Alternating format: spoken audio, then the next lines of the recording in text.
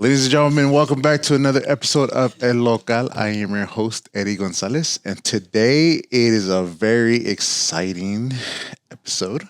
As you guys can see, I have three ladies joining me today, and ladies, welcome. Hi, Eddie. So this is exciting because this is the first time I'm doing multiple people. You guys are the first. You guys are the guinea pigs. That's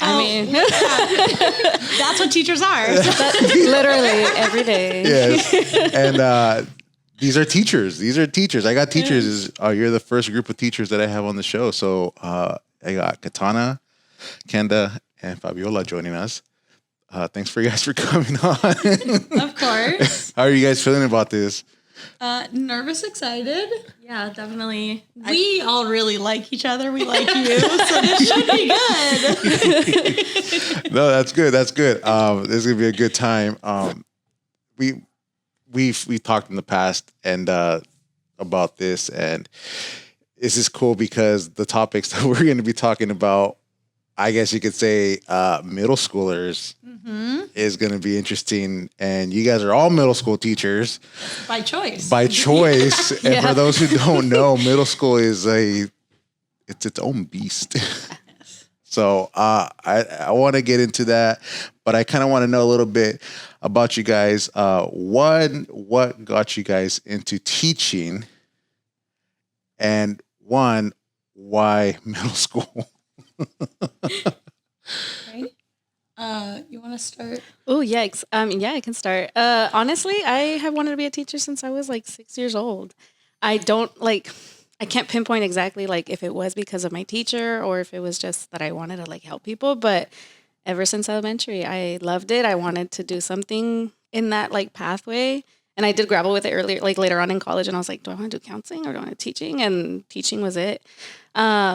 I did start with elementary, which for me was a full circle moment because like finding out I wanted to be a teacher in first grade. And then my first job teaching was first grade. Yeah. So I was like, ooh, this is nice. But I did middle school because I wanted to do high school. And the school that I was at only offered up until 8th grade. And when I did it, I just fell in love with it. I could like be myself, be sassy, but still like have a good connection with the kids. And it wasn't like, I don't know. I feel like because I started so young, if I was teaching high school, I'd probably feel like too close to their age. So middle was like a good spot. And I've loved it ever since. Yeah, Kenda? I had no clue when I was in college. I ended up doing an internship that placed me with a charter school, and I started with middle schoolers and helping sixth graders with like math and science. And I just like instantly fell in love with working with middle schoolers. And when I did my teaching credential, I did some time in elementary school classrooms, and I'm like, this is so different. And I did long-term sub for a high school class, and I was like, they're like almost adults. Like, this is really freaking me out. And I just like, no, like middle school's where it's at. And people are always like, why would you do middle school? And I'm like, these kids, they're still kids. Like, Yeah. and you get to really see like their personalities come out and them really find like who they are in middle school. And I think that's such an like interesting thing to get to kind of experience with them. Katana? I was like dead set on being like a ninja or a pirate or like, or, like a superhero for like a really long time. And then in high school, I wanted to do a creative pathway. So I like went to trade school for fashion design and things like that. And it just didn't click the way that it did as a hobby. And I kind of just was like, okay, I'll go to college. I'll try to figure it out. And then I started working at a daycare, and I like nannied a lot. And like I started to be in the realm of like being around kids. And then daycare, it's like very young. It's a lot of changing diapers, and then it gets old real quick. Yeah. So then I started in elementary, and that was really fun. But then because of district stuff and like I got moved to middle school, not by choice. And then now I'm staying by choice because it is such an interesting bubble to be in where you are with kids who are still very kid, but they're learning how to be bigger. Even though they talk a big game and they're like, I'm grown. They like are still so much kids, and it's like fun to see that. And I like feel like I relate with that, where it's like I can be a little bit elementary and like fun, but I can also be like, hey, this is a life lesson you like actually need to learn. Mm-hmm. So staying by choice now, even though I didn't know that's what I wanted to start with. Yeah. And you mentioned something kind of about, like, you know, you guys said like they're not kids, but they're not grown ups yet. So they're like trying to figure out, you know, who they are. It kind of reminds me of that one song by Britney Spears, like, I'm not a girl, not yet a woman. 100%. Yeah. And so what is that like seeing on like an everyday basis, watching these kids like sort through puberty, their emotions, like every single day? The school year is 181 days out of the year. Yeah. Well, I think a huge part is we're now at the end of the school year and like looking back at photos from the beginning of the year, just like even just like talking to some of the students. Sometimes now I'm hearing some of them for the first time because they're so shy. They didn't talk for the first months of school. It's like, oh, now we're having like full conversations and you're like telling me things you like. And it's like fun to see like their personality now that they're comfortable with me or comfortable with their classmates or all of it, comfortable themselves, like that personality show. But also they are still learning that. Like I taught some of my students how to open blinds like last week because they were like, how do you open this? Like, what are my... You said open the window, but I don't know how to do it. And I go, well, this string right here. And like you pull it here and then it keeps going up and down. And then this is... And they're like, wow. And it's like, oh my gosh, they're little. Like they still have like basic things that they like need to learn. Yeah. And that like is the reminder you get on the daily. Cause a lot of time you don't see the like things they need to learn still. They just are like talking big game. They have like conversations with you where you're like, wow, you know a lot of things. And then it's like something so simple as opening a blinds. You're like, aw, little baby. Which is so fun, like, and not to be like patronizing to them, but it's so fun to like find the little things where you're like, oh, let me teach you that thing. Like, that's like not even a big deal, but let me show you. Yeah. Daily.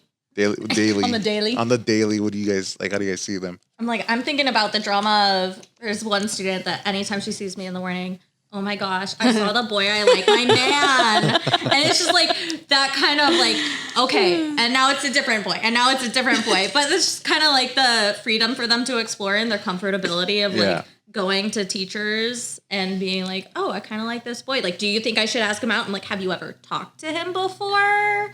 Like, let's think this through. Like, maybe try to have a friendship first and actually talk to him. Like, see if that's actually something you want or you just think he's cute. But it's like all of that sort of starts happening a lot more in middle school and kind of like them coming to teachers, not just for help with what's in class, but also just what's going on in their lives. Yeah.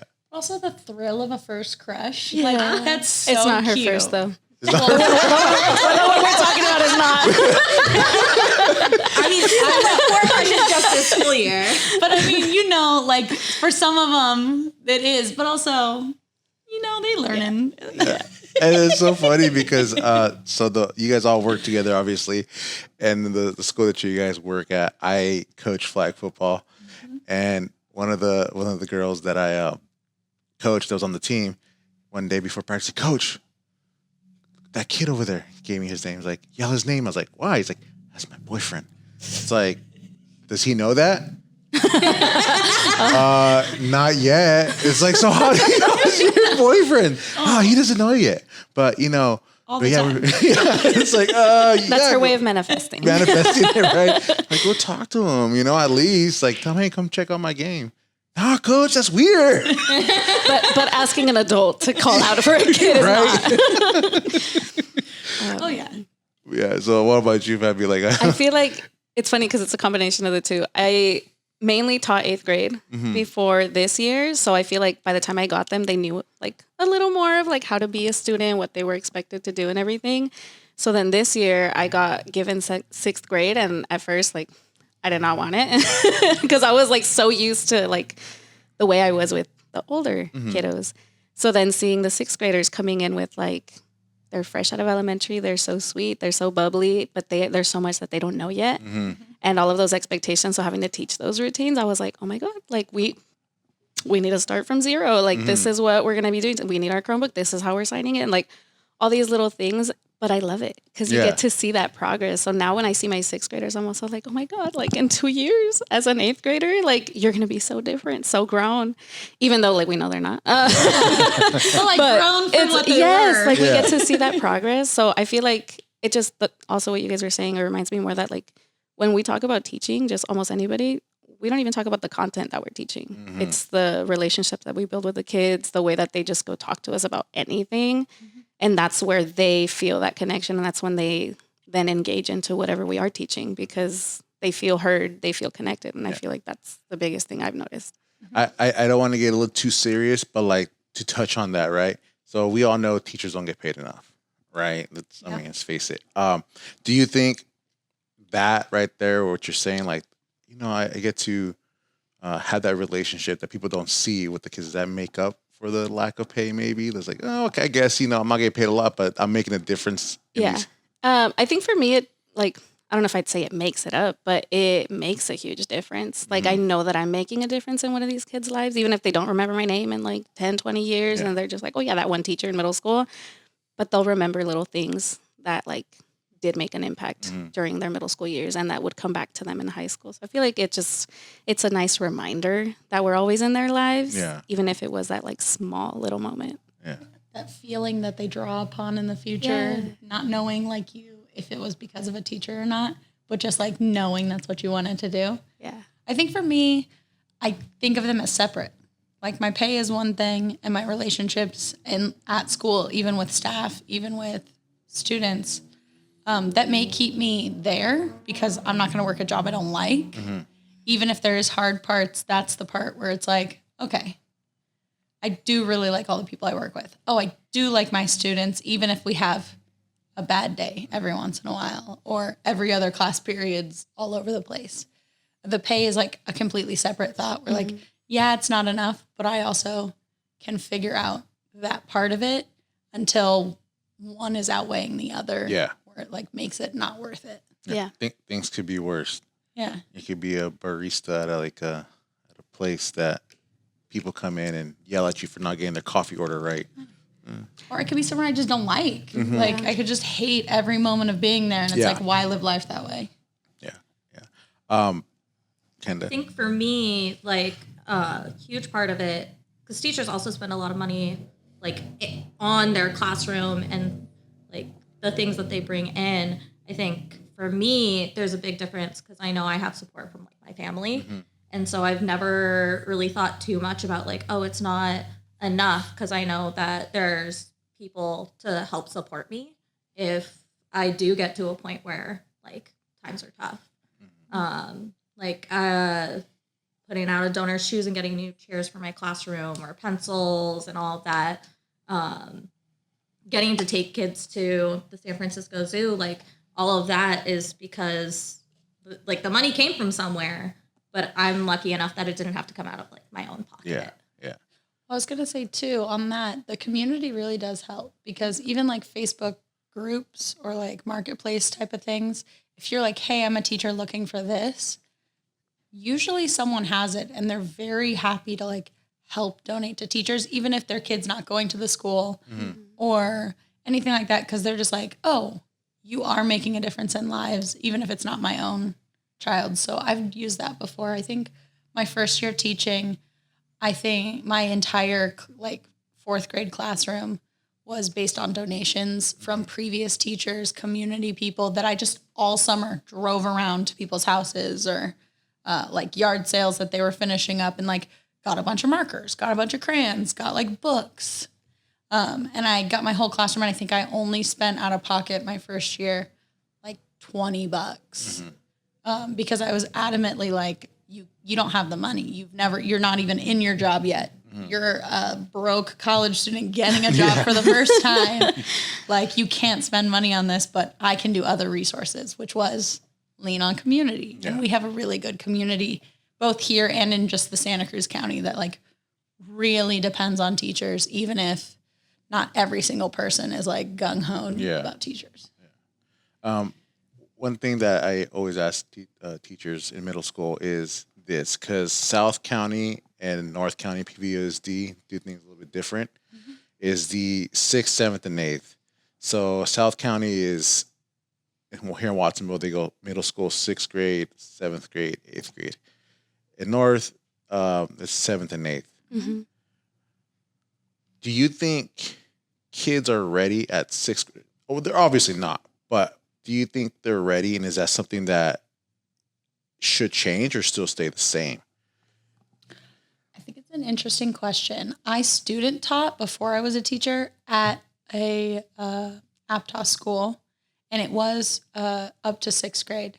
And when you're in the morning, like before anything starts, they don't go to class, they don't have their separate breaks and separate lunches.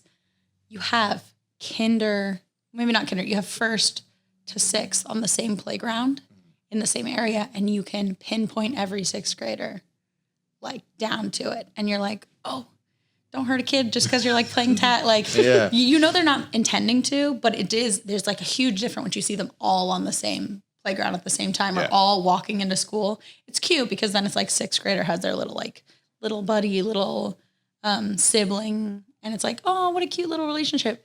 But at the same time, I think they do need to like get that little like nudge to, okay, life is a little bit starting. Mm-hmm. And like, it's okay to be scared as a 6th grader and like go into something, because you're going to learn also in 7th and 8th how to then become someone for high school. Like 6th, 7th, and 8th is sort of a prep, but it's also just like, it's so different than elementary. Yeah.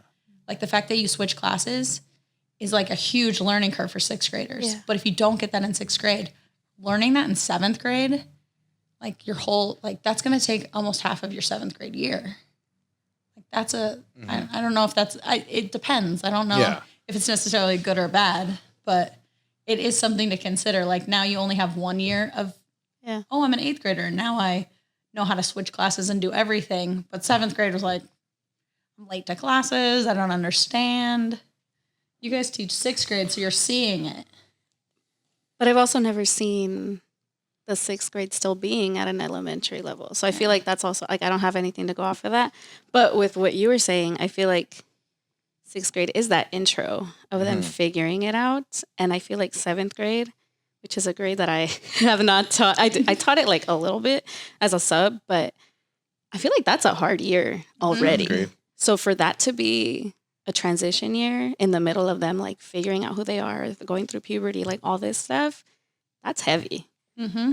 So I feel like on that perspective, I'm like, well, I don't know, because why make it more difficult for them when this is supposed to prepare them for high school, when they can start off in 6th grade. They're starting to get that mentality of like, oh, I'm older now. Like I can do all this stuff, but I'm still learning. Yeah. And then 7th grade it could be more chill in the sense that they've got that figured out so they can focus on themselves. Yeah. I don't know. And I think part of it, because I teach 6th and 7th grade, I think part of it comes down to just also how the teacher runs the classroom. Like with the 6th graders beginning of the year, like I'm definitely running it a little more elementary and trying to give them that transition. And you really have to teach them how to be on a middle school campus. It would be a lot harder in a 7th grade year. I think also, though, my first job, I was on a campus that was TK through 12, all on the same campus. And seeing the way that 8th graders and high schoolers even interact with the elementary schoolers is just amazing, because you can see some of these kids just like on a playground, even in like 8th, 9th grade, and you just tell them like, hey, be respectful. Like there's little kids here, and they'll play with the little kids. And like you get to kind of see a little bit more of the fact that they are still all just kids. Like when it comes down to it, like 6th graders beginning of the year are definitely more like 5th graders. Yeah. And you see them mature more throughout the year into middle schoolers. But I think if you put middle schoolers with elementary schoolers at any time, like you see a change to them kind of going like, oh, we can kind of just be a kid here. Yeah. And I got to ask you guys, your first day on the job as a middle school teacher, kind of take me through that. Like now, with what you guys have talked about, your first day as a middle school teacher there at where you guys are at. So specifically at Rolling Hills, we all had the first day to get like we Yeah, all that's true. started the same year. Oh, really? So we Okay. all had the same first day. I don't know. I think nervous, excited is like, it's exciting because, okay, new place. Clearly already got to meet people that I was like, okay, at least I can like lean on these people. But I was definitely just like, oh my God, they're huge. They're like, because going from elementary to middle school, I was like, they're so big. Some of them are like the same height as me or taller. I had students who like could definitely just body me if they wanted to because they're like a whole head taller than me. But they're like also the sweetest little children ever. Like they're like still so little kid that I think I was just like, oh, this is going to be fun. Like it's going to be hard, but it's going to be fun because I also had to like learn the curriculum and like figure out how to schedule all these different class periods. Because in elementary, you don't do that. You have the same kids all day. So learning names. Oh, yeah. Like 200 kids' names. I was like, I'm so sorry if I don't learn your name for a long time because I got a lot of you. But it was good. I'm like trying to think about it because I think one of the biggest changes for me was actually having a curriculum. In my previous job, I taught at a charter that was like hybrid homeschool. And so I didn't have a curriculum. So coming into it, I was like, dude, like half the work's already done for me. Like I get to really like focus on how I'm teaching this because I already have what to teach. And I think there's definitely, when you get to a new school, learning curve of like, okay, like what are the school's rules? What do I need to make sure that I enforce as an adult on campus? Like what are like the places that all the teachers go during breaks and all of that. So it's definitely like interesting. Sometimes it feels like being a middle schooler when you start at a new school, just like trying to figure out where that place is for yourself. That just reminded me that, like, so I took the non-traditional route to becoming a teacher, and if that's, you know, even a thing. But I started teaching before I had my credentials, and my first year teaching was actually COVID. So my first day in a middle school, like being the teacher, was online. So I had like 0 cameras on. Like it was very weird. So I feel like that it never made me feel like I had my first day as a teacher because I was like, well, this is so different. Like it's completely out of the norm.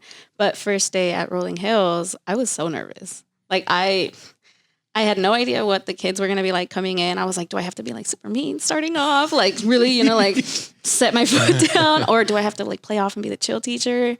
And like just kind of, it was rough. And I feel like one of the advice from one of my coworkers was just like start off like hard, like start off hard so that they know they can't mess with you, and then ease up throughout the year. Yeah. Because by that point they have their expectations done and everything. So I feel like coming in, I like try to be super like serious. And I was just like, this isn't me. Like, there's times where I have to be, but as a person, I'm like, I want them to know who I am. And I'm like, and I didn't know until they were finally there in their seats. And I was like, dang, am I going to be nice? Am I going to be mean on the first day? It was weird.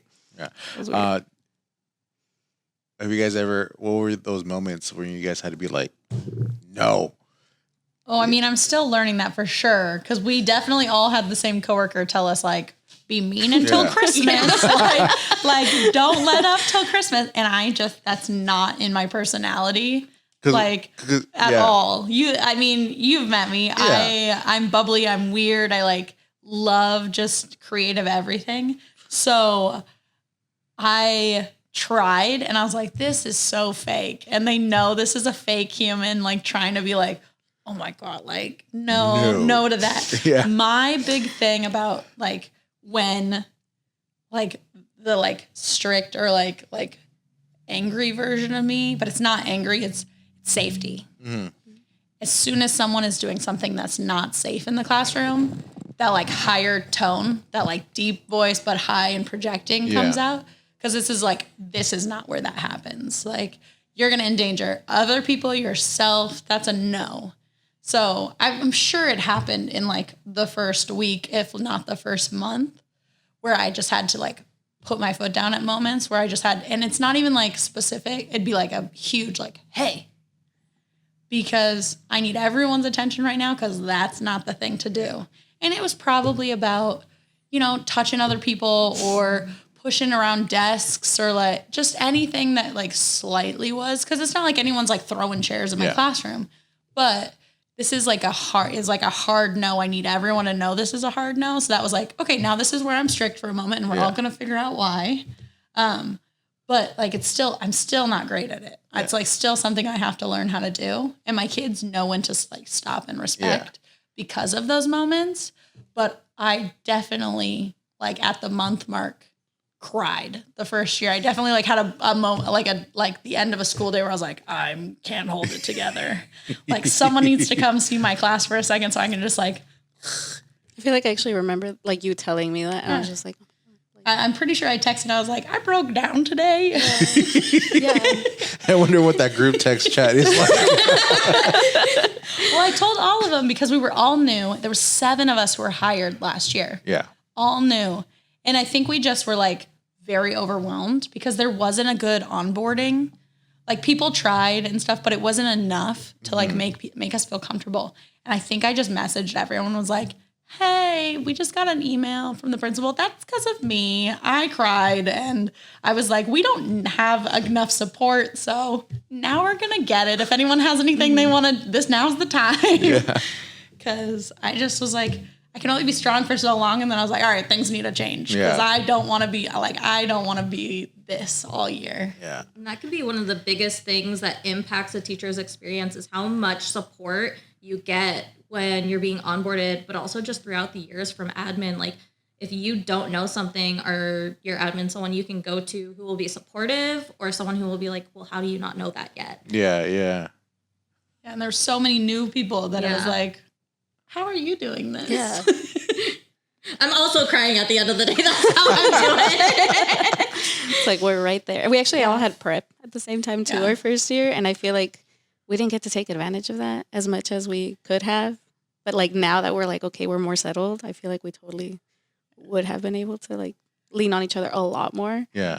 It's rough. Well, and we know the curriculum more now. Yeah. The first year, you're like doing the work that you teach the students every day in the morning or on your prep. I'm like, I need to solve these math problems because I can't be the one who doesn't know.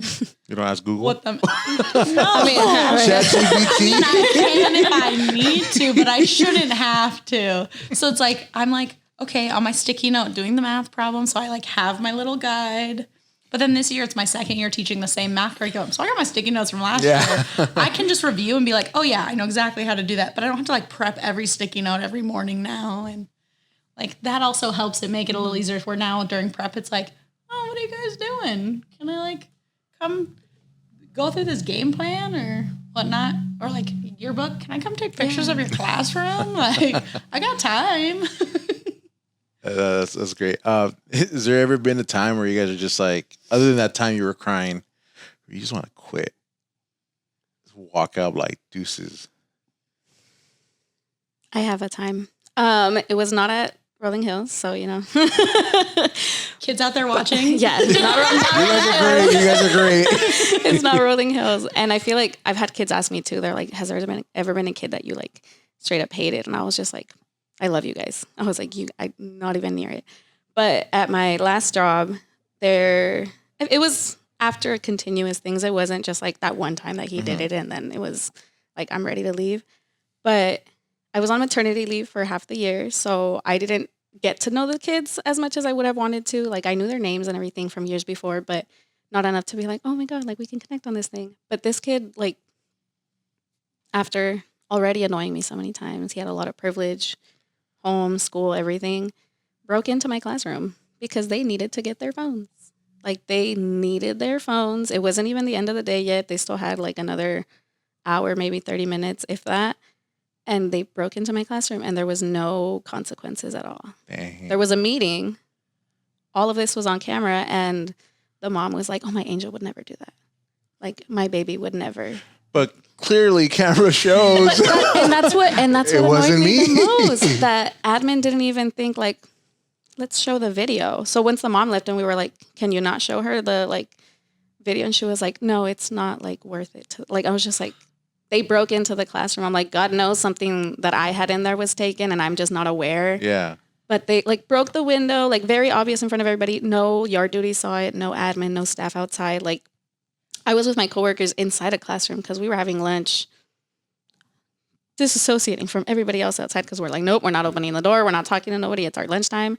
And that was all happening and nobody did or said anything. And he went by with no consequences. Dang. But also, then if something did happen in your room where like the kid got hurt, how dare you? And that had happened at the school, not with me, but with another. And then a lawsuit came up and like so many things. And I'm just like, interesting. Like so many things could have been prevented if consequences were given. So I feel like for me, while it was the kid that was already on my like last nerve, it was also the admin and the school support that like wasn't there. So I was like, why am I going to stay here? And that was actually my last year there. And I was like, there's no point in me staying if there's not going to be the right supports given. And I'm just going to feel like I'm a robot every day, just teaching the curriculum. Okay, I'm going home, teaching. And like, no, it was not worth it. Yeah. I think not like one big thing, but I think a lot of the times, sometimes with students is they forget that we're people too. And just like the way that they may behave or talk to us, like that can take a toll when you have 5-6 classes a day that you're teaching. And like they think, oh, it's just this one thing. But if it's happening repeatedly throughout the day, like it's exhausting. And there have definitely been some hard days where it's just like, maybe I'll just call in tomorrow. Like maybe just take a day off, like try to reset because it can be hard. But I can't imagine like just like I'm having a really hard time with the fact that I know I'm only there for 6 more weeks. Definitely no to the quitting. One, because I'm stubborn and like not a quitter. I'm not a quitter. I'm like so stubborn. But again, it's like I'm good at like that reset where it's like, okay, yesterday sucked. But like now we're going to talk about it and we're going to talk about how to make it better because I'm not going to be disrespected. But I will agree. There's sometimes where I'm like, do I just want to not get out of bed? Like, this could be a hard day. I never do because then you got to make sub plans and it's like you got to do work to not be at work. And it's just That's easier. more work. Yeah, it's just, well, and I got to do it at home, make these sub plans and make sure like it's posted all these places. And it's just a lot of organizing that I don't want to do when I could just go in and just like have a real conversation about why I'm feeling the way I'm feeling with the classes that are doing it. Because it's not every class on an annoying day. Some days it's only 1 or 2 of the classes or one class or certain kids in each class because some of them I have multiple times a day and maybe they're just having a hard day. But it's like having that conversation with every kid and being like, hey, this is why I'm feeling this way. And like, maybe we could all figure out a solution to not being this. And if that is that XYZ thing or what was happening with you guys to make you be that way. And like good conversations have come out of it. But I think a lot of the time it's like, I'd rather just show up than leave. And like, again, I'm too stubborn to quit something like, unless I really don't like it, but I do like it. So. Yeah. To add on to that, we can't rely on our subs. Oh yeah. Even if every single sub plan I've made this year has not been followed. Even when it's other staff at our school that is subbing in our classroom during their preps, like I'll come back the next day and like all the copies I made or all the copies I asked Katana to make in the morning are still there. And I'm like, then what was the point of me waking up early to make this and to ask her to do me that favor if it's not even going to be used? So I feel like it's just adding more work onto our plate for no reason. But the reality of like being able to talk to our kids and remind them that we are stressed and annoyed and just humans in general makes a difference. Because then also, who's going to teach our class better than us? Like, we know our kids. Yeah. We know what they need. The connections. That's 100%. Yeah. They don't care about disrespecting a sub half the time because they're like, I see that person once. Whatever. But then when you come back and you're like, where are all my pens? Oh, I'm so sorry, teacher. And it's like, you weren't sorry yesterday when you still knew they were my pens. Like, but it's like something about seeing us is like, oh yeah, that person I like. Yeah. I guess I won't do that. It's so funny because kids, teacher. Have they ever called you by your All the time. by the way you want to be called, or is it just teacher across the board every day? It's a combination of everything. Maybe like 30% call me by my name. I'm like, we also get called by each other's names sometimes. Yeah. Mainly you two. But like, I think 30% of my students have never called me anything but my name. The other 70, it's like every other day. Maybe it's a teacher. Maybe it's my name. Maybe it's another teacher's name. Maybe it's like, hey. Yeah, literally. Hey. Literally. Oh my gosh, because I hear that all the time. Even like, so I used to work in summer camps, and I get all the kids like, teacher, teacher. I'm like, I'm not a teacher. This is summer vacation. Don't remind me of teacher. I'm a human, not just my job. Yeah. For real. Pet peeves. Oh gosh. Okay. What do these kids do that just get under your skin? Like Trash. Yeah. My dude. You don't want the trash in your backpack or in your area. Don't leave it in my room. Like this room, 200 kids go through every day. So much trash. Like there's trash cans. There's 2 recycles, 2 regulars. You know where they are because you get out of your seat to go high five all your friends on the way to the trash can. How is the trash not making it in the trash can? And like, we have science rooms. So it's like a tabletop with cubbies. And it'll just be like, oh, I'm not supposed to eat in class anyway. Let me just shove all my trash to the back of it. There's like gum in there. Like Half-eaten food. Yeah. It's like, and none of them will ever be like, oh yeah, that was me. It's like you kind of are like, okay, check in the cubbies. Oh, this class period tomorrow is going to be cleaning out these cubbies. I'm a gum dude. I used to all the time underneath the table. I still do that sometimes. Just depends on where I'm at. I feel like with the trash, last year, I would call them out of class. If I knew who was in my class during lunch, I'd call them out. I'd call their 5th period teacher and be like, hey, I need these 4 kids to come back right now because they left a mess. And right away, she was like, they're all yours. Take them however long you need. Like, and since I had a 5th period prep, I was like, I have the whole class for you to clean now because you decided to leave your trash behind. She also would have kids that she didn't teach last year. And she'd be like, I need you to look in your attendance so I can find a kid who was in here. So we like pull up all the pictures. They're like pictures. And I'd be like, this one? Yeah. Okay. Here's his classroom number. Cause you can't search up kids you don't have. Yeah. So she'd be like, I know it's a 7th grader. Bring me your list. And we can like go through. Cause she only taught 8th grade last year. And so like, that's like one of the pet peeves. There's so many more. A blatant disrespect is like, I feel like that's not even a pet peeve. That's just a peeve. It's not many. I can't stand it. Just when I feel like it's so easy to just be like, okay, I'm just going to do what I'm told. And like, even if they're not doing their work and they're just sitting there, like I can name so many kids. I'm like, but they're not annoying me. They're not disrupting their class. Yeah. Like, they're not taking that away from them. So like for them to be like arguing back at you over like, don't throw your pencil. And then they start fighting back at you. It's like, dude, just don't throw your pencil. Like, that's all I'm asking you to do. But it's that like needing to like be the bigger person in that sense. And I'm like, I can't stand it. Or the kids that just eventually they blow up and they start cussing you out. And you're like, yeah, no, I'm not going to deal with that. You're not going to cuss me out here. That's not how this works. Oh, it's just man. kind of like what makes them think you could talk to anyone like that? Yeah. Well, the gaslight. That's like, oh, yeah. gaslight It leads wasn't to me. both these things. I didn't say that. They'll be like flipping their water bottle. And you're like, stop flipping your water bottle. I wasn't flipping my water bottle. While they're still holding it. Yeah, I'm like, I have eyeballs. My eyes work. I like see you do that. I'm not. Like, oh, I didn't take that person's pencil. I can see you. Yeah. I didn't rip that paper up.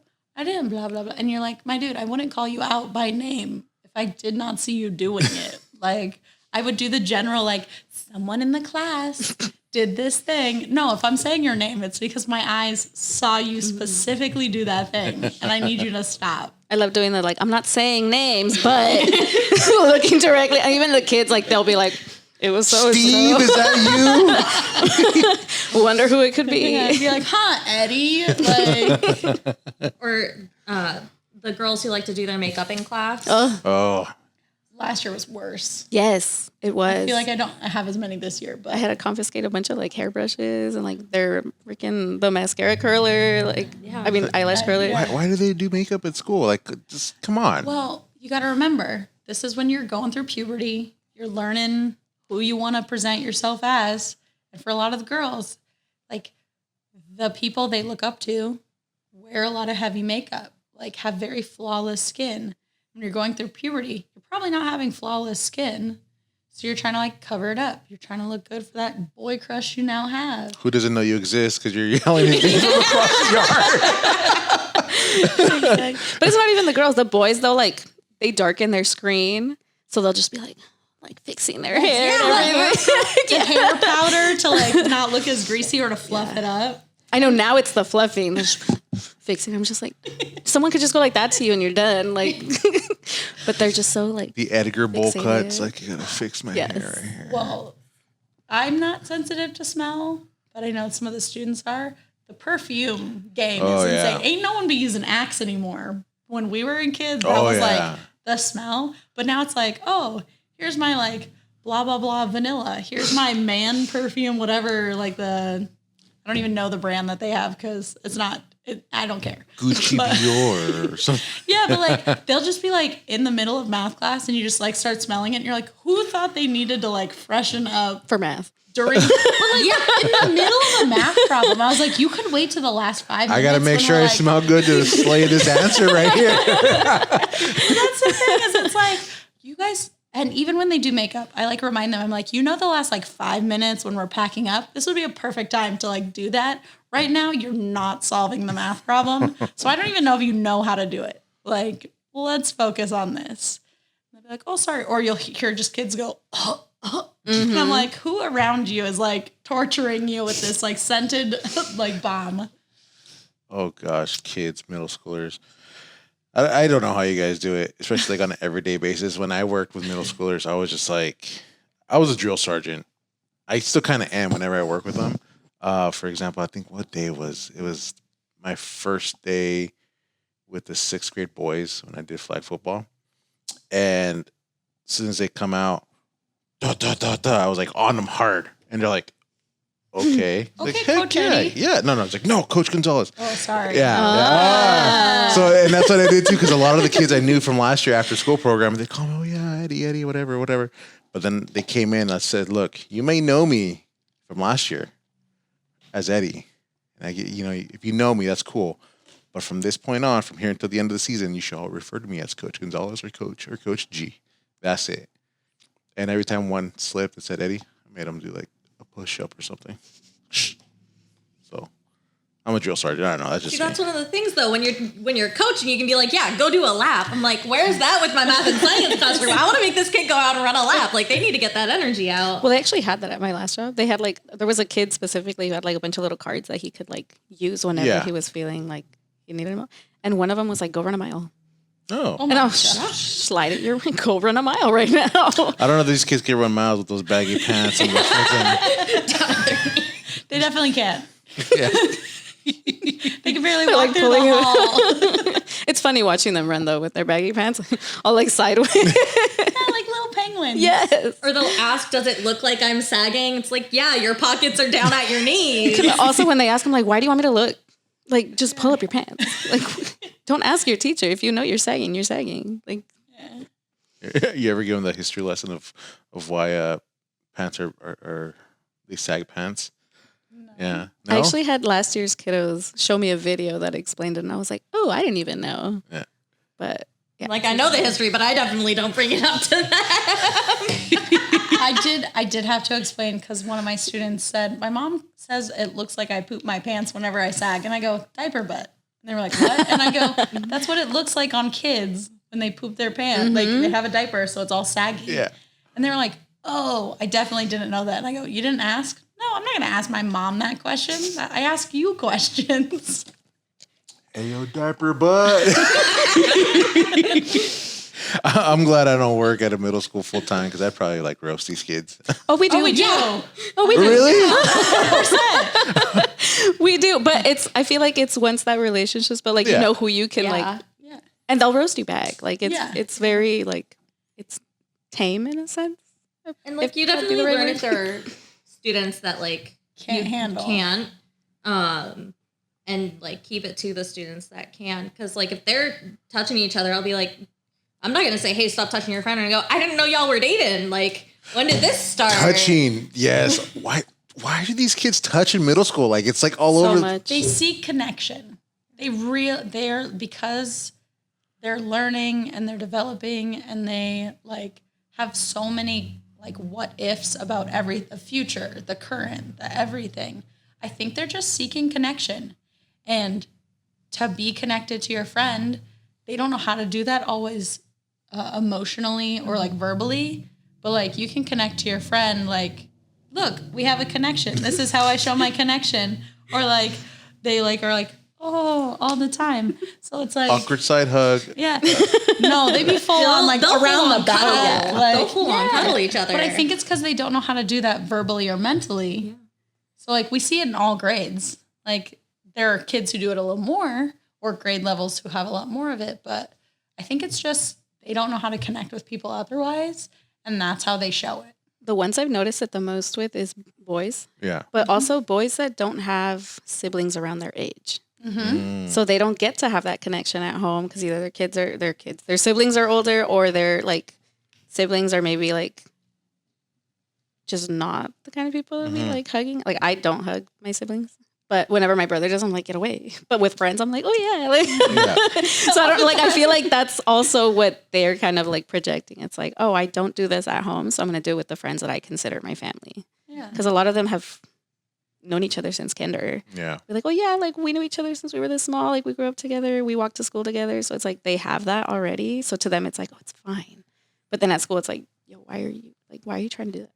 But we also have these conversations with them where like half or if not most fights or like arguments that happen are with your friends because someone takes it too far or someone knows you too well that they slip up or they use it against you or something like that. So it's like conversations you have where you're like, guys, I know that you're like playing, like you're having fun playing, but in a second, this could become a fight. Yeah. And that's what we try to explain in our classrooms is like, I don't want you to not have friends, but I need you to understand that you playing with your friend. And like, for me, one of the examples is like, I had two friends and one was like around the kid's back and it looked like it could be a chokehold if something happened or if it went a little further. And I had to separate that. And they were like, that's not even what we're doing. And it's like, not yet. But like, y'all play, if you play a little too rough, someone's going to get offended and then it's going to like become something bigger. So it's like having these conversations. And I think the whole sassing them issue means we can't have these conversations because they love when you roast them. Yeah. They love when you roast other people in the classroom. It like builds this community, but also you have to know how to take it. If you're going to if you're going to roast a kid, you have to know how to be roasted and like not get offended because sometimes they in your classroom will roast another teacher who you know they would not roast in their face, and you have to be like, hey, we're not going to talk about people that aren't in the room. Yeah. Because I know you would never say that. You don't have that relationship with them. Yeah. So it's like good conversations. A social emotional kind of when and where kind of time, you know. But what would have been one of the funniest roasts you guys have given or dished or received? Oh, God, I don't even know. that might take a second. I always blank out, so I don't even know. I mean, last year for sure, a lot of it was just about the fact that I was so much shorter than the 7th graders. It was constant. They'll do that to me. Yeah. Well, actually, so there's one of the kiddos that's going on the field trip with us next week. He always comes in like saying like the randomest out of pocket things to me, and I'm just like, well, I'm still taller, so it's okay. Like it'll be like the very small little things. He's like, man, Miss Fabi, and then he walks out, and then he'll come back with another, and I'm like, it took you too long, man. Like you're done. Like that would have been a good comeback, but you didn't do it right away. So it's I don't know. I feel like that's the one I could think of right now. I don't know. I mean, I dress pretty rando for a teacher. Like, I just be wearing anything that makes me comfortable. And sometimes they just look at me and they're like, what is happening? Like, what are you Is this how you roll out of bed? like, what are you doing today? And then other kids are like, nice. I really like that. Like, so it's like so subjective. Mm-hmm. But I think a lot of it is just like, because I like nerdy things and like I'm currently wearing toe socks, and like Oh my god! when they find out that I am a toe sock stan, they're like, "That you're a freak." Oh, you were actually telling us the other day about that your toe socks, because Katana is in my movie club, and you tell me about that that conversation. Yeah. Well, and I use it because when we teach health, I use it to relate to one of the topics about like, hey, it doesn't affect you that I'm wearing them, right? Like you don't even know because it's just about me. I'm not trying to make you wear it. I'm not trying to make you be like a stan of toe socks. Also, I'm not putting them up on your face, touch it, like messing with you. It's just what I like. It's just who I am. And like, one of them wrote a note that was like, my eyes, I have been traumatized. And then another kid wrote, I want to try toe socks. So it's like so subjective to people, but they knew at the beginning of the year when I coached basketball, like the GAT team knew because we had our shoes off for one of the activities we were doing. And they were like, oh my God, this is horrible. They were like taking pictures and posting it online. So people knew, and then they all forgot. So then when I just revealed it during health class, they were like, oh my, like, so I don't know. They roast me off for all sorts of stuff, but mostly that. Yeah. Or like, they'll be like, she's about to crash out, which is not what we used to use crash out for. Like, To me, crash out is like you're going to sleep. yes. We'll crash. Yeah. But they use it like rage, like, oh, she's about to crash out when I'm getting like frustrated with something. And I'm like, this is not a crash out. This is you need to be respectful. And they're like, that's a crash out. They're like, we did it. And I'm like, no. Because I'm not mad. I'm just rerouting you. And then I'm going to take a moment to like breathe for a second. Like, no one's crashing. Yeah. And it lingo nowadays too. Crash out, like you said. What's the lingo that kids use nowadays? Like, what is it? 6, 7. You know what? And I haven't even heard, I barely started to hear that one more, but I have not heard that one as often. Well, it comes from a meme. It doesn't mean anything. It's just like, it's like a meme of a sports person saying their height, but the way they said it is like a really interesting inflection. So the kids will just say, so in math class, they'll be like, what's the answer? 6, 7. I'm like, clearly not. It was 5 times 10. Like, not even close. But, or like, the grades you teach. So Kenda's really good at this. Oh yeah, you know what grades I teach?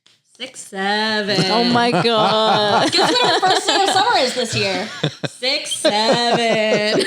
I love it. Yeah. I think though it's really interesting because if you use their lingo against them, eventually they're just like, nah, it's not cool anymore. Yes. It's not cool anymore. Yes. Please stop. They'll be like, that's cringy. No, we're not doing that anymore. Cringe. Yeah. What's another one? Because back in my day, it was like, Riz. dude, Riz, Ohio. Skibbity toilet. Yeah. skibbity toilet. Yeah, they'll say it. The 6th graders, they'll just say like, and most times they just say it just to say it. It's not even like within a sentence. It's just randomly they'll just shout it out.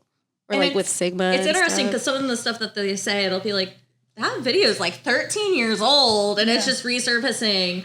If you hand them a packet, you know exactly what they're going to say. Well, the Sigma thing, like, oh, Miss Katana, are you Sigma? And I'm like, no, honey. In the wolf pack, I'm an alpha. And they'll be like, what does that mean? And I'm like, you don't know the ranking order of wolf packs and you're just saying the word Sigma? Do you know Greek letters? Like, why? Because you don't know necessarily where these things come from. But I'm like, no, honey, this is an alpha energy. Like, well, see, and for me, it always throws me off because I am in a Greek org and we are the Sigmas. Like that's what it's Sigma Pi Alpha. It's like Sigmas, and I'm like, well, yeah, I am. But like, what's your context? Like, what are we going off of? And that's one that's been recently coming up like a lot. Sigma. I'm like, coaching at PV, we had a kid. You guys might know him, but like, he's a small kid. He's small, for his size, and everyone just started calling him Sigma. Is he okay with it? Yes, he's okay. Yeah. When I tell you guys off screen who it is, you're like, oh, okay. I have ideas. Yeah. And he's like a little scrawny, run through the litter kid. And Sigma, just roll with it. Yeah. Some of them do. Yeah. I like Riz. I like that one. Let me Riz you up. I feel like that one, That one makes sense. It does. That Yes, one 'cause does it make actually, sense. it's coming from What something. is the boys volleyball chant right now? Oh, yeah, because we have, so when we do sports, we got our 6th and the 7th grade team. And when they do their little like group and their breakup, they say 6-7 because they're the 6-7 team. gosh. And every time I'm just in my head, it's 6-7. And Of I'm course sure they that's would. why they did it. Of But like, it's course. so funny because their first volleyball game was this week on Thursday. So it's the first time we heard it, and we were like, "Did they just say what I think? Are they referencing what I think they are referencing?" 6, 7. I swear, and if 21 they was watch a this, thing. they're just going to be like, please stop saying that. Yeah. Well, like, wasn't 21 like these random numbers were like Oh, things? yeah, But what's 9 I feel plus like 10? that was long enough. That was Yeah, I like, don't know. that was super long now.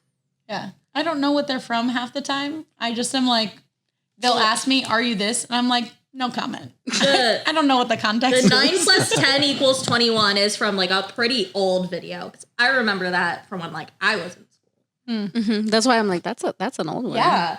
Well, the ice bucket challenge is going around right now. And Okay, that's- it's coming yeah. back. What Yeah. the heck? I know. I was like, this isn't. They keep yeah. saying a college, right? They keep saying like, oh, USC. This is, yeah. So it's like a college resurfaced this thing, but I don't know if any of them know why. I feel like they're just repeating the script that's given to them, and then that's Yeah. I nominate. I've been nominated multiple times. It's like, what the heck? Like, back in my day, it was the ice bucket challenge. Yeah. And that was Wasn't it during COVID? before COVID. or like it was around- like, yeah. kind of but it was all of It was like meant to bring donation, awareness. Like you either did dump the ice water or you made a donation for ALS. Yeah. But yeah, I don't know what it's for now or why they're doing it, but I keep being nominated, and every day this week they were like, "So are you gonna do it?" And then at open house, our principal was like, "Hey, we need an incentive to like get more kids like attendance next week," and I was like, "Well, are you willing to get water dumped on your head because they're really into that right now?" So we have it probably like in the past now that whenever this comes out, but. We're gonna have like, oh, you get a little popsicle party or a donut party, like all these things. But the big thing is the homeroom class that like has the most gets to dump water on the volunteer teachers so that they can do and we'll film it, we'll put it in the Bobcat News video, like just so they can feel accomplished. And like some of the kids were like, I definitely want to do that. I will be at school every day. And it's like you should have been at school every day, Yeah, regardless. Yeah. But we all volunteered as well as a few other teachers. Every day they come in and ask like, oh, what if I nominate you? And the joke's on them is because they can't tag me on my Instagram. I have it blocked to where like, unless I'm following them, they can't tag me on anything. So I'm like, even if you did, I didn't see it because I have everybody blocked. Yeah. You're all blocked. Yeah. Freaking kids. That's the reaction they It's get like on there's never a dull moment. There's like Yeah. never a dull moment with these kids in middle school. No. And so, I mean, right now you're saying you're going through, you had mentioned you're going through sex ed Yes. right now in middle We school. are. You guys, oh my gosh. Okay. What is that like? Like, is it puberty, right? It's Yes. just, So the curriculum itself is not just like body and like learning that stuff, but it also extends into like mental health, bullying, how to look up and find things in your community. So it's like really extensive and it has a lot of components, even though the kids are just like, it's definitely only about the body and like, oh my gosh, it's going to be so crazy. Like we do get into more topics, but this last week was a lot of, this is a changing body. This is what it's like in 5th grade. This is what it's like in 6th grade. And like, we talk about periods and like, it's funny because a lot of the students, not just boys, but boys do happen to bring it up more. They're like, I already know everything there is to know. And then they don't. Clearly they don't. They have the basic knowledge from the internet. But then you bring up topics and they're like, what? And you're like, I can't wait to tell you. So we have like these question box and it's all anonymous and I'm not going to like spill what they're asking. But some of them ask really good questions, like real questions that you're like, wow, I'm really glad they asked that so that they have that knowledge for the future. mm-hmm. And then some are silly and it's okay to be silly because we're in the safe place of like our classroom. But again, I know we answer them very scientifically. Like, it's not personal opinion. It's not any of that. It's just, this is how I would scientifically or mathematically sometimes answer this question so that you have the knowledge and so you don't have like a bunch of weird searches on your computer, your phone. Clear my web browser Well, I history. think one of the lessons that we have coming up this week is literally on friendships and bullying. And one of the activities they do is just like plan. If you were going to go hang out with your friends, what would you do? That is like a safe activity where you just get to hang out. Like, are you going to go to the movies? Would you go hang out at the mall? Like, what are things you can do that are appropriate, that are safe for your mind, for your body?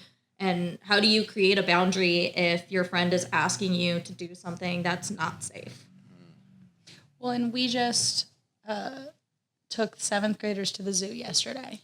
And we've taken 6th graders in the past, but on the way back in my car, the 3 7th grader boys who were in my car were like, hey, Miss Katana, do you think like we could do this again, but like rent motorized scooters and just like drive around town instead of go to the zoo? Like, they just want to hang out with each other. Yeah.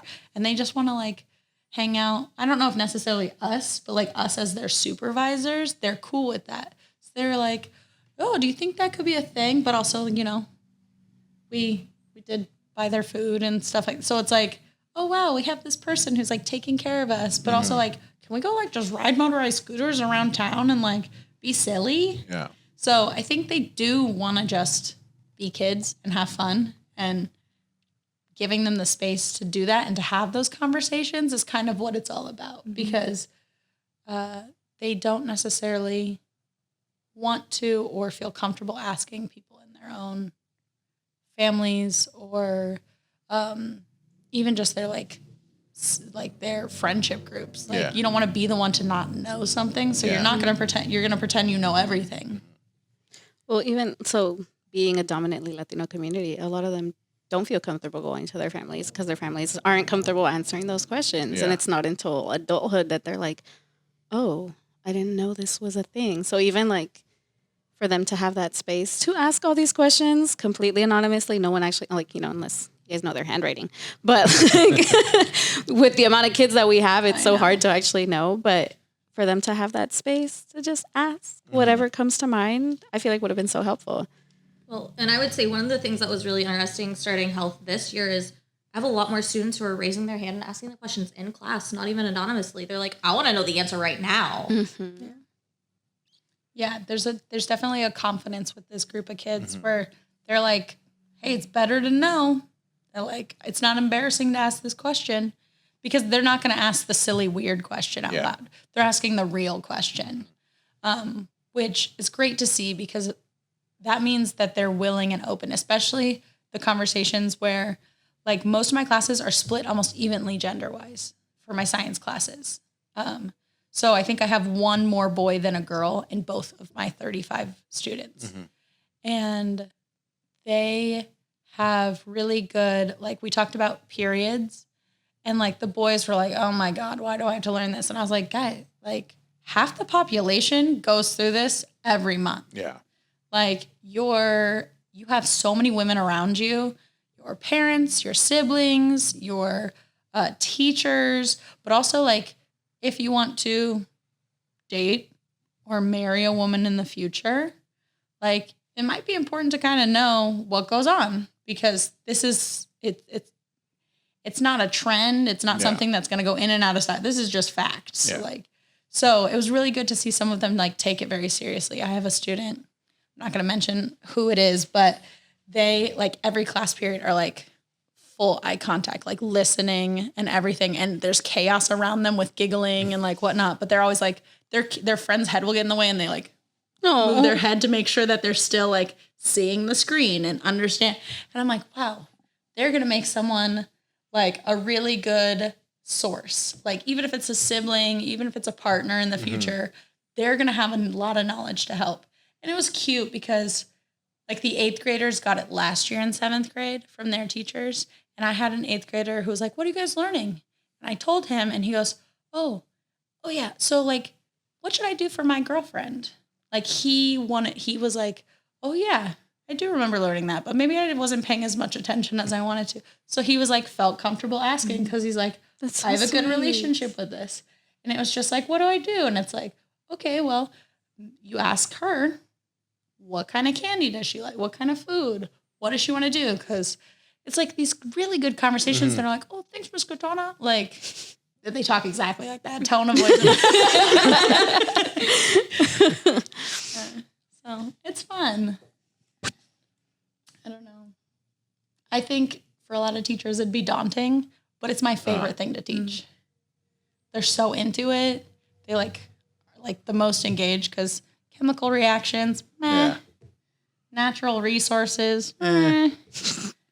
Oh, this thing that affects my life, I'm all in. Like, Or as soon as you Tell me start more. saying words that they're like, I would never have expected to hear my teacher say that. that's 100% true. We had so many kids. I know I did that were just like, it feels wrong. I really don't like to hear you say that word. And I was like, which word? And I said it again. And they're like, yes. Then I was like, I'm so sorry, but like this whole week is about the body and I'm going to have to say that word.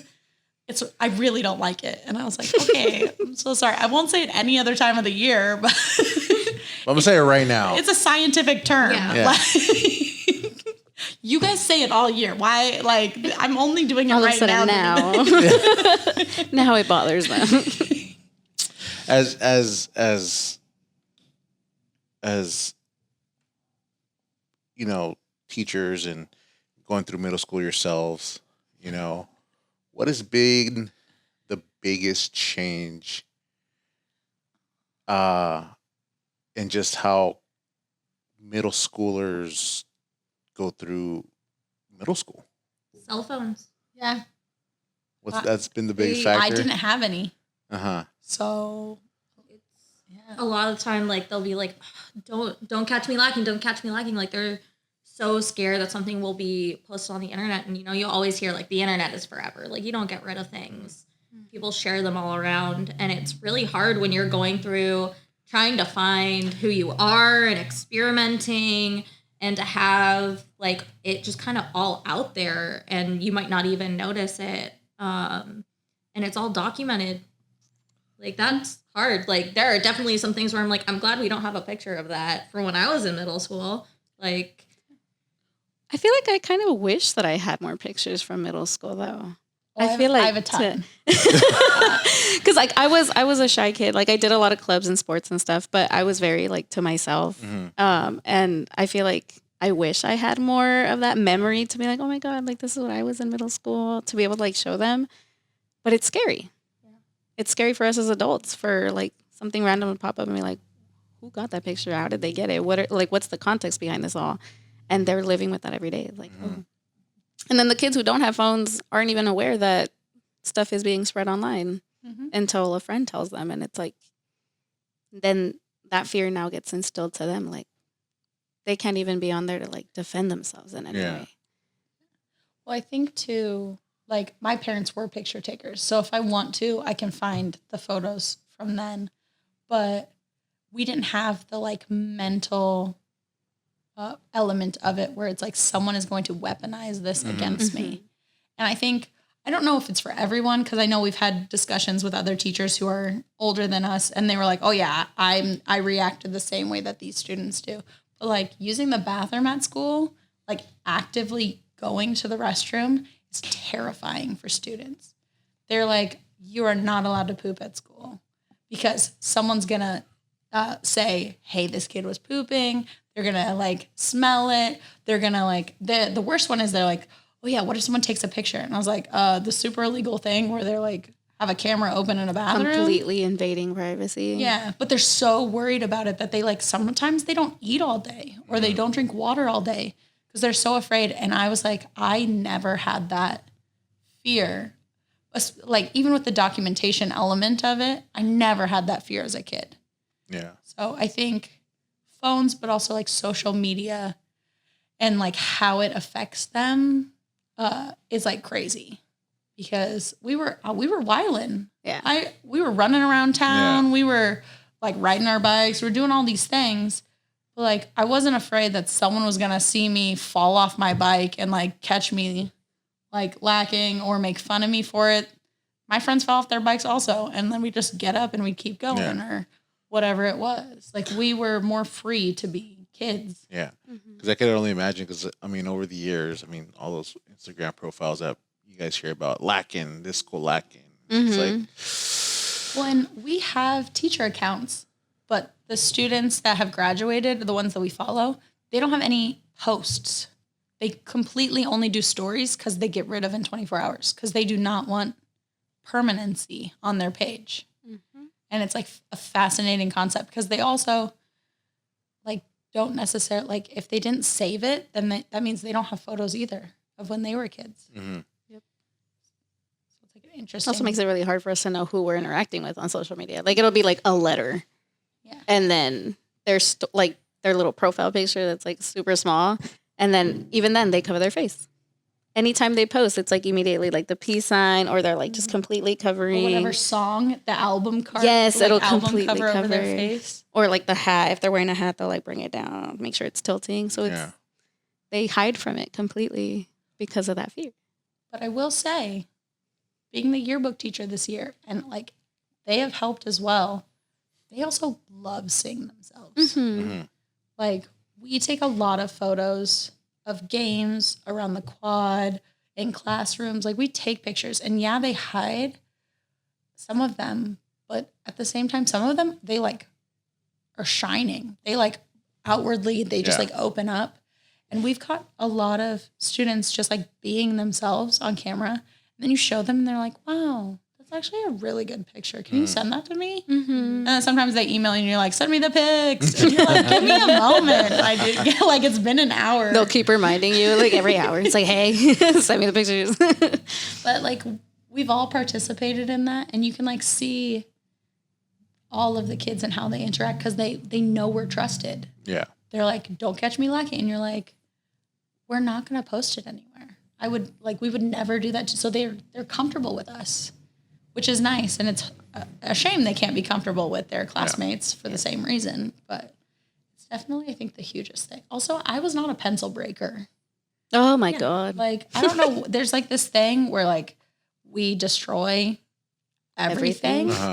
And specifically pencils, no matter if they're mechanical or not, they are just end up in half or broken apart, or we want to sharpen them without using, like, it's so fascinating. But then they're like, can't do my work. I don't have a pencil. And I mean, do kids even use pencils nowadays? Like it's all Chromebook. I do nothing on my Yes. Chromebook. No, we don't. Okay. We do as little Chromebook as we can because, again, the internet is distracting. Yeah. The amount of sites I've had, like every time there's a kid on a game, before I even block their screen, I go to their history and I'm like, okay, let me copy and paste this website real quick. And then we'll lock their screen and they'll be like, oh, like that eye contact, like across the room. They're like, But it's My bad. also like it's hard when they're on computers a lot. Like there are some of these kids who like they still struggle to print their own name. Like they need that handwriting practice. Oh, yeah. There's a few where I'm like, you got to redo that. I can't read any of that. You've done better in the, like, you did okay on my last one. And I go, yeah, but like all of your words are like this, but also like scratched, and I can't read your answer. I don't know what I wrote. Well, if you don't know what you wrote and I don't know what you wrote, how am I supposed to grade this? Do it again. I'm like, when they take notes, we let them, or like in my class, I'm pretty sure you guys do 100%, too. Yeah. They use notes during quizzes, any tests that we have for like our curriculum. They're allowed to use their notes. They're allowed to use their workbook. But half of the time they can't read their own writing. Yeah. And it's like, all the answers are there. Sometimes it'll be the exact same question that we did in class like 2 days ago, but they can't read the numbers that they wrote or anything. And they're like, well, I can't. I'm just like, well. You wrote it. Yeah. Well, and we did not have that luxury. At least I didn't growing up, being open notes. Like maybe a note card, but a lot of the time it was just like, you should just know the skill. Yeah. And we're accommodating for a lot. And it's like, please take advantage of it. Please, like, I know every adult in your life tells this to you, like, but you're preparing yourself for your future right now. Yeah. And that's all we want for you. We're not trying to be like micromanaging your life, but your life needs micromanaging. Like, so it's hard because I remember being in middle school and people being like, you have to learn this for your future. And I was like, I don't care. Like, I just want to be me doing me. Yeah. But like, they were right. But then how do you explain to someone else when you were the exact same way, being like, stop telling me that it's not true? Or But also this generation feels very like they don't problem solve.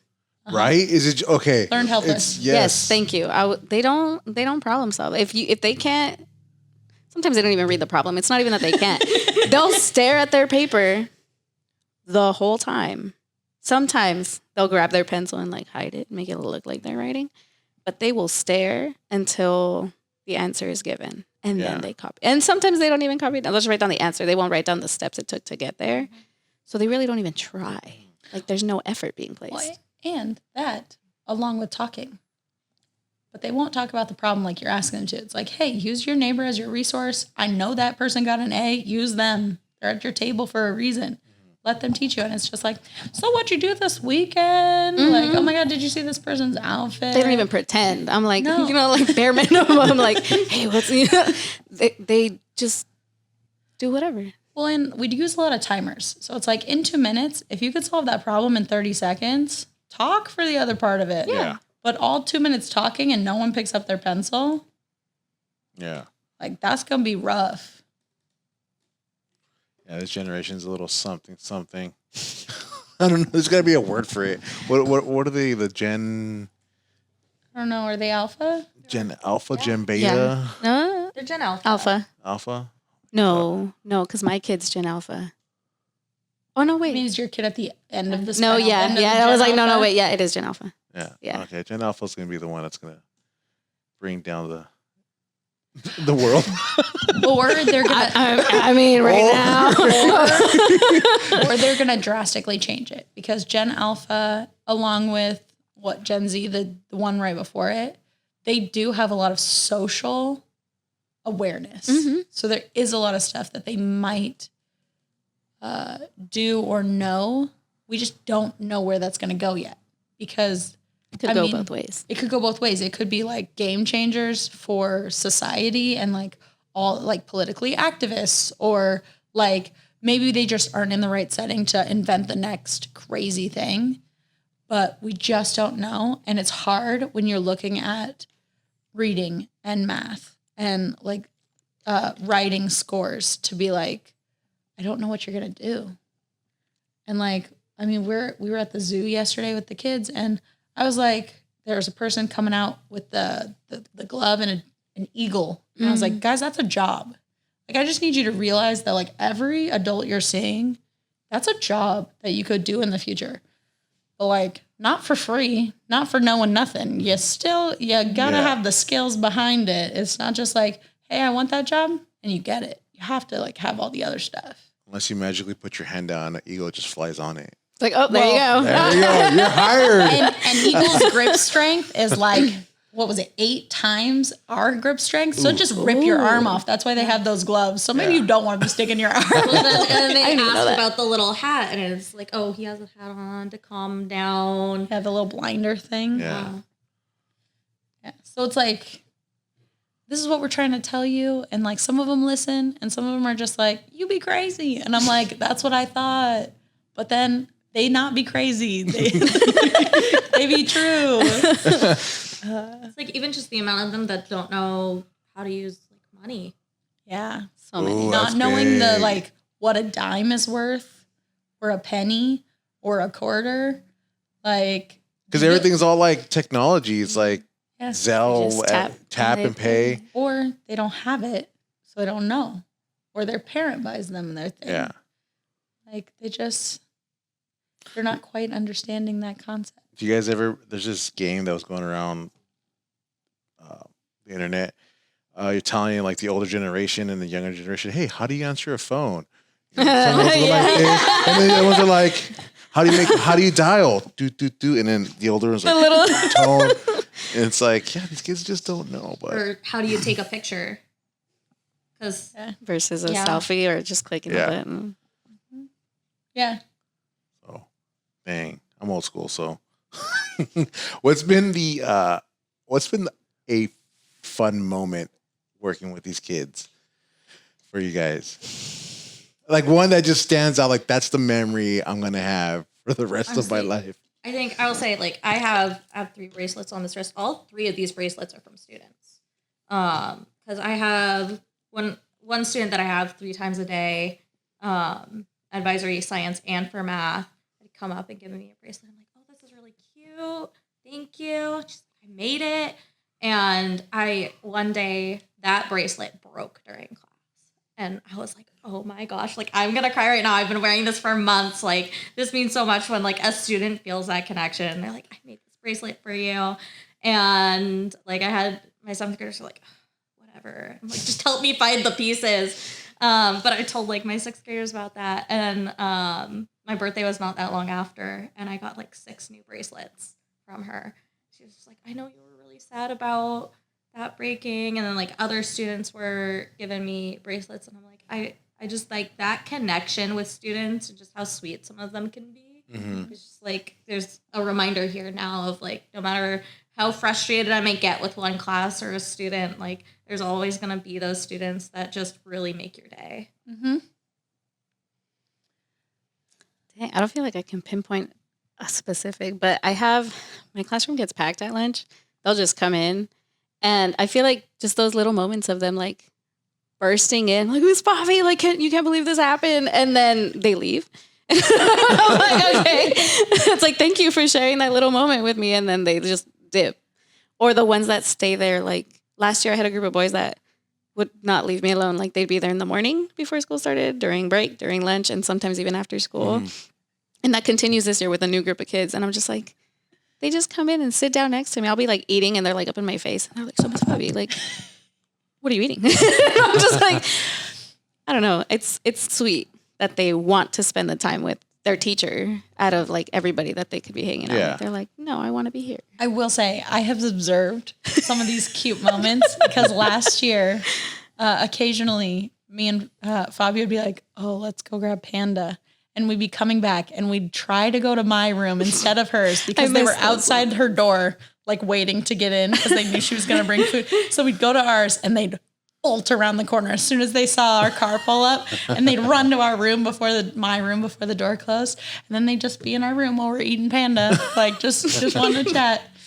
I don't know. I think I have so many daily that are just like fun and interesting, but there's one that I like wrote down because I was like, oh, I need to add that to my like fun journal about teaching to like remind myself. And I don't remember what we were doing, what the activity was, anything. But I just remember one of my students this year, he was like, Miss Katana, this deserves 3 booms. And then he went, boom, oh my God. Boom. Oh my God. And I can't remember what it was. Well, I don't remember what we were doing, but constantly I'll like see that kid sometimes in my head. I'm like, boom, boom, boom. Like, it's so funny. Like, it was so cute and like random. Cause like we could have just been doing normal math. I don't remember at all. Yeah. But I think a lot of it is I like, sometimes the random activities. Yeah. So like I'll do escape rooms with them, or like, oh, you know what? We've worked really hard this week. Let's play a trivia game, or let's do like an online book it where it's like we practice our math skills, and just them and their chaotic game energy. Yeah. Oh my goodness. Because like I have these little buttons that like when whoever presses the fastest lights up and no one else can go, they get so mad at the other. They're like, how dare they have pressed the button before me? And I'm like, guys, this is like for a math problem. Like this is just relax. And it's like, we definitely pressed it first. This button doesn't like us. And it's like, okay, so we switch the buttons to other people and they're still losing. And it's like, maybe you just need to pick a different person because their thumb strength is like not there. Not it. But I don't know. Just, I think the moments when they are genuinely just humans, and just kids, yeah. just passionate or hilarious. They can be so funny. Yeah. But I don't think there's like a specific moment I can think of. Well, last year we went on the 8th grade end of the year field trip, and that was so fun, because 8th graders, a lot of them are really stoic, and like they don't have as much fun as 7th or 6th graders, like being silly. So seeing them at a theme park where a lot of them, it's like their first time and they're like riding a ride and they're being like, whoa, and like they're just so kid. it was so much fun just to see some of these kids like open up out of that shell for a second and like, I don't know, seeing them in a different setting. Yeah. Yeah. Well, actually, I got to go camping last year, and I don't know why I completely forgot that, but that was so fun too. Because for them, it was also a good amount of them. It's their first time. Like some of them didn't even come prepared. Like one of them, their tent. It was a pretty big tent, a nice tent. They bought it specifically for this occasion. Didn't have the little roof thing. It started raining on them at the like they woke up at 5 a.m. because they were being poured on, and then the rest of us were just chilling in our tents. But it was so fun to just see them like be in nature because that's not a norm for them, and for them to like quote unquote be suffering together. Because there was a point where we were, once you got there, we were just all under like the only part that was covered, and we're just all cuddled like together, like freezing cold, like wet clothes. But that was such a fun like experience with them. Well, and for that trip, I came the next morning because I like had like something I was doing that night, so I didn't spend the night. But I came over the next morning for the hike and for everything else, and it had already like rained like all night, and I was like, oh, I wonder how they're doing. And I get there and everyone's like in blankets, like, and then there's some kids who are just like soaked to the bone, and yet we still went on a hike, and everyone. Like, yeah, there were a few who like wanted to stay behind, but we said no, and everyone had fun. Yeah. We went on a hike. There was a chance to go on the path, or you could take the little more steep area. And some of the kids took the steep one, and I was in the back. I was the last teacher, and I was like, I gotta go with these kids on the steep thing. So we went, and they're down at the bottom, and they're taking videos because we're just eating it. There's a video on someone's Instagram at the moment where I just, my legs come up under me and I just, I have the video.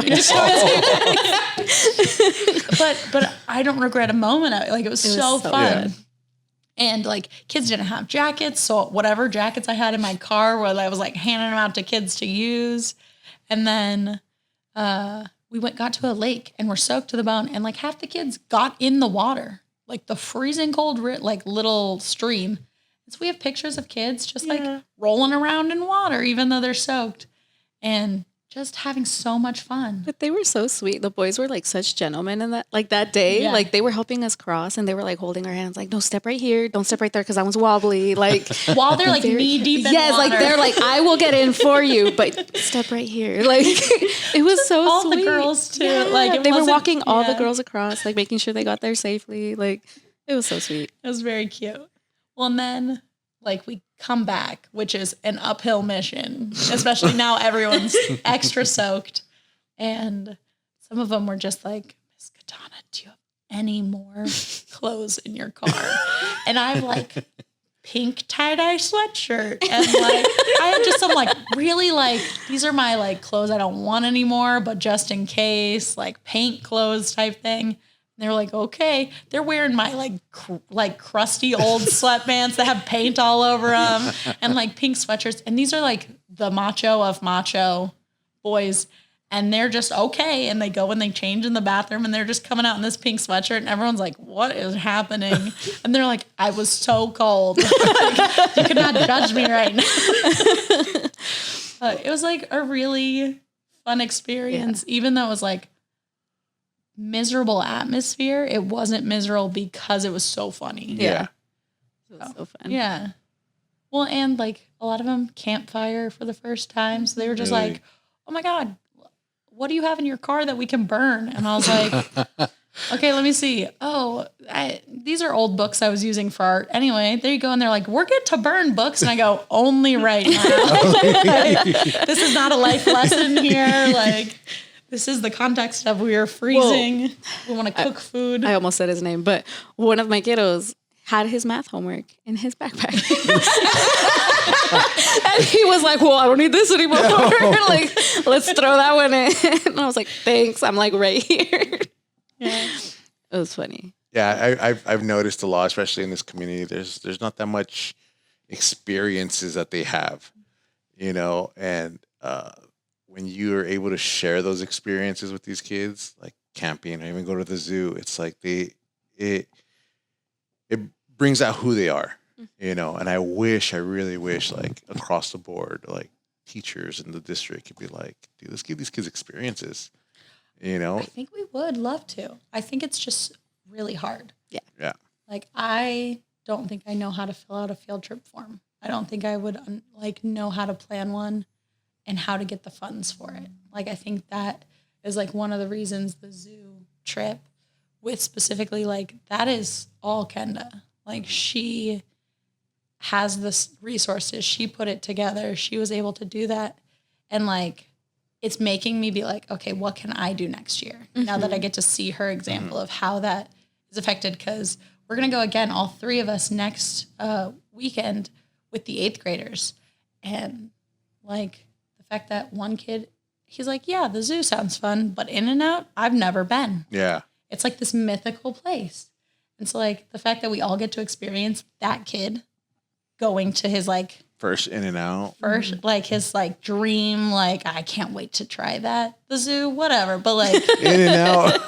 But In-N-Out. Because a lot of the kids haven't even been to the beach. And the beach is like right here. And we're so close. Yeah. As we kind of wrap it up and come close to this episode, I always tell people, what is the one piece of advice that you give?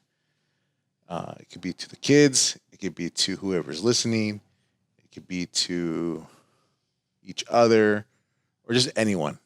What is your words of wisdom that you leave behind?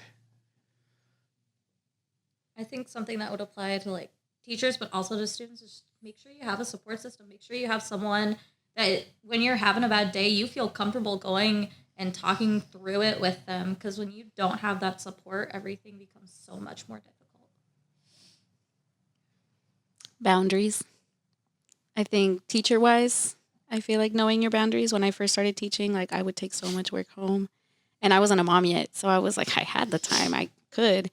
And then as a mom, I was like, I'm over here grading papers all over the bed. And my partner at the time was like having fun with my son. And I'm like, that should be both of us. It shouldn't be me having to choose work or my child. So I feel like definitely boundaries and making sure that your work time is your work time and anything else after, like it'll be figured out later. Like we have the time for it.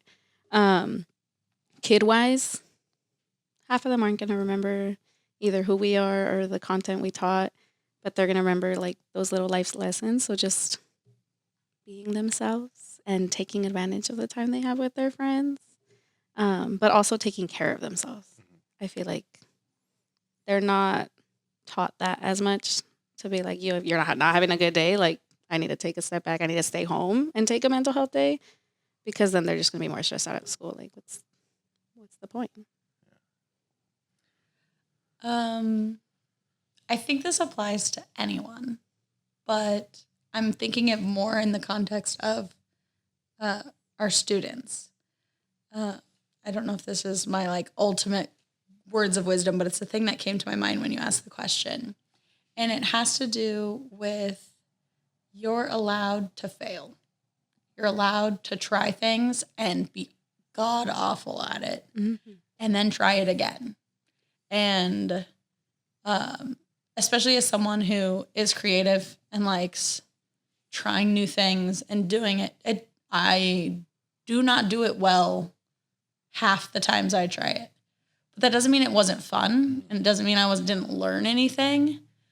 But if I never had tried it, how would I know? So I learn a lot about myself and what I'm capable of through trying and giving it a shot. Sometimes my first attempt is my best attempt at something, and I don't do as good any other time I do it. But at least I tried. And the things you find out about yourself, like I am like, no, I'm a problem solver now. I know I can figure out any situation. I know if I get myself into it, how I can get myself out. I can learn things like, wow, I'm pretty good at aim, like through softball, through all the different things I do. I seem to have this consistency where, okay, if I have a target, I can usually get to that target by the end of whatever time period I'm doing something. Yeah. So that applies to life. That applies to school, sports, relationships. you have to put in work. And like, whether that work is in your relationship and it's just learning how to communicate, whether it's in school and like figuring out how to actually do the problem or organizing yourself, like you're gonna suck. It's just a part of life.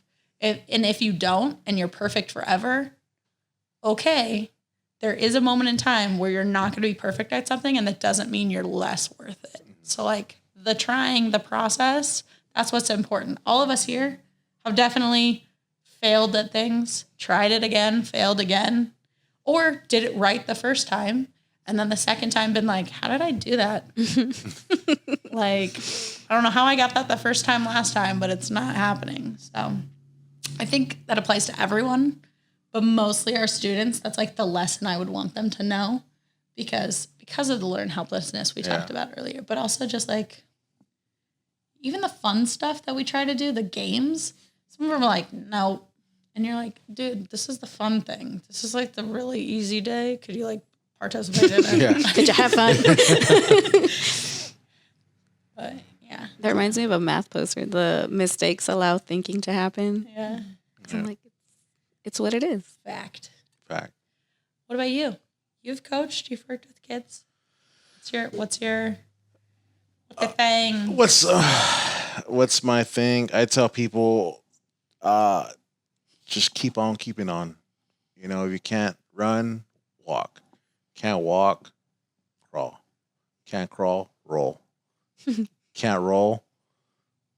Get someone to carry you. Get someone to carry you. It doesn't matter what it is. Just keep on going. You know, sometimes whatever that means. Sometimes you're going to take steps back, right? You're going to take 4 steps back, but you're going to take 2 steps forward. Every day you're going to change. You're never going to be the same. You're either going to get better or you're going to stay worse. So just keep on moving. That's what I tell people.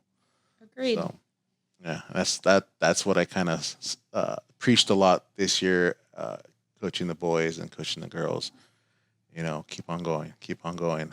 We didn't win a lot of games. There's, you know, the younger ones didn't win a lot of games, but I just told them just keep on going. If it doesn't happen this year, then hey, there's always next year, and you know, get something at the end. There's always a light at the end of the tunnel. Yeah. So. Well, and I think with that, it's one of those things that's important. Being a good person takes a lot of work. Mm-hmm. That's the try. That's the keep going. So I think that's great because it's easy to be awful. Yeah. It ain't easy being cheesy.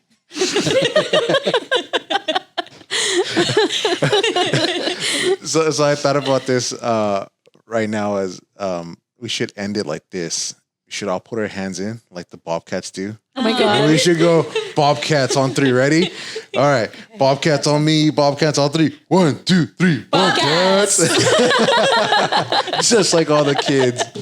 I love it. Ladies and gentlemen, again, thank you very much for joining us today. You got Fab, you got Kenda, you got Katana. And yeah, when this comes out, I hope the kids like it if they watch it. Oh, they will. Oh, yeah. We're gonna broadcast it. Make sure they all know where to find it. Yeah. We'll make an ad in the. I'll make them make an ad in the Bobcat News, so the whole school will know that there's something they can check out. I know you put. You took a lot of pictures for the yearbook, so just put my face, crop it, and it's like that's Coach Gonzalez's podcast. But guys, thank you again. Tune in for next episode. I'll see you guys later. God bless. Peace out. Deuces.